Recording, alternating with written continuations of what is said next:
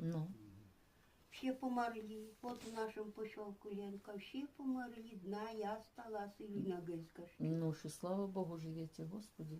Ну, Ирина молодежь, она говорит. Ну, живете, живете. Що на самом деле аж страшно Да, представить. а страшно. Так ото я розказую гостям, що говорю, у нас ті рази ото вигон стогне, соберуться всі сусіди, розстелим радюшку оту ткану, такую, да не одну, да несколько, вокруг сядом, Боже, красота.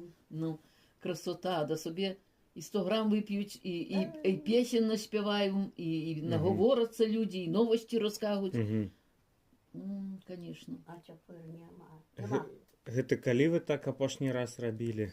Это робили мы опошний раз, где-то в 15-16 году где-то. Ну, Да,